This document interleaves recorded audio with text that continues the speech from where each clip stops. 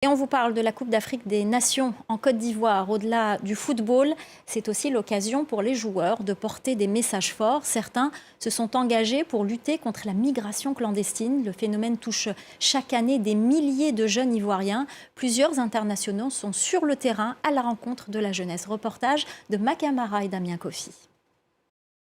Dans la vie, pour réussir, pour avancer, on fait beaucoup de sacrifices. Profiter de la CAN pour faire passer un message, c'est l'objectif de ces internationaux du football ivoirien, épaulés par des bénévoles qui mouillent le maillot pour sensibiliser les jeunes au danger de la migration irrégulière. Ils se déplacent dans plusieurs clubs de football où ils savent que les candidats au départ sont potentiellement nombreux.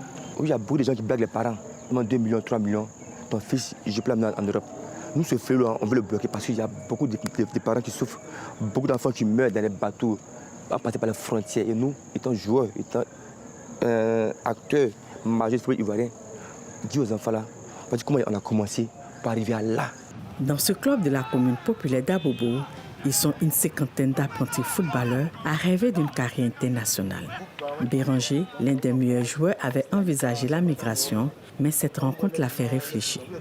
Aujourd'hui, voir des anciens footballeurs qui parlent de la gravité de la migration clandestine, je renonce à cela. Ibrahim Traoré, le coach de l'équipe, a lui-même tenté de partir vers l'Europe. Bloqué au Maroc plusieurs années, il jouait au football pour passer le temps. Sa rencontre avec des professionnels lui a fait changer d'avis et aujourd'hui, il est convaincu qu'il a un futur en Côte d'Ivoire. Un message qu'il essaie de transmettre chaque jour à son équipe. L'idée, ce n'était pas de rester au Maroc, parce que c'était d'aller en Europe. Lorsque je suis arrivé au Maroc, j'ai passé 2 ans et demi ou 3 ans par là.